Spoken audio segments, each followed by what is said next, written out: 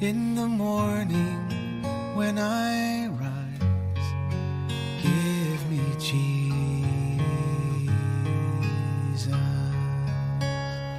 Good morning.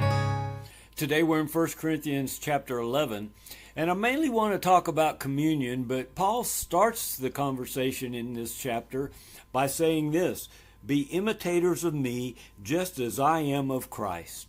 Well, can you encourage folks to follow you as you follow the Lord?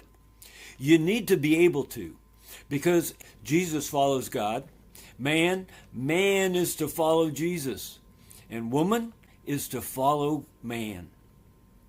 But woman is to follow man as man follows Jesus. So woman, it is not a subservient relationship. Look at verses 11 and 12. In the Lord, neither is woman independent of man, nor is man independent of woman. No, as the woman originates from man, so also man is born through the woman. Listen, here's the bottom line. All things originate from God. Woman, let the man be the leader as the man follows Jesus. But if he's not following Jesus, then you be the leader as you follow Jesus. That's what this is saying.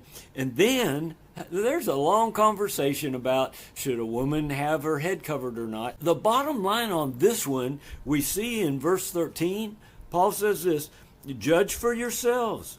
Is it proper for a woman to pray to God with her head covered or uncovered? This is one of the things that I think Paul is even calling tradition in verse 2. So talk to God about it. Now let's talk about communion, because there was a big problem with communion. Folks would come together supposedly to celebrate the Lord, but they'd eat the bread as if it was a meal, and they would drink the wine until they got drunk, and they would be selfish about it. Do you not have houses in which to eat and drink, or do you despise the church of God? There's the problem. They were despising the church of God. When you take communion, Paul says it this way: for I received from the Lord that which I also delivered to you. Now this is verse 23. The Lord Jesus Christ, in the night in which he was betrayed, he took bread. And when he had given thanks, he broke it and said, are you listening? This is my body, which is for you. Do this in remembrance of me, Jesus said. I'm going to talk about the body some more in a minute. In the same way, he took the cup also after supper, saying this: this cup is the new covenant in my blood. Do this as often as you drink it in remembrance of me, Jesus said. Well, so many times you'll hear from the pulpit when they're about to introduce communion that you need to examine yourself. Look at your heart. Look for the sin in there, or else you'll be doing communion unworthily. Well, I just explained to you why Paul said they were doing communion unworthily. They were filling their bellies and getting drunk on it and eating it to the exclusion of others, and that is not Jesus. Now, Paul does say, starting in verse 28, a man must examine himself, and in so doing he is to eat of the bread and drink of the cup. For he who eats and drinks judgment to himself, if he does not judge the body rightly. Well, let me tell you how Paul encourages us to examine ourselves. We find it in 2 Corinthians. It's chapter 13 and verse 5. He says this: examine yourselves. Do you not recognize this about yourselves, that Jesus Christ is in you?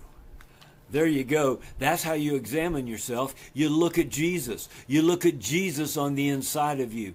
His blood has completely washed you clean, and he took stripes in his body that you would be whole physically.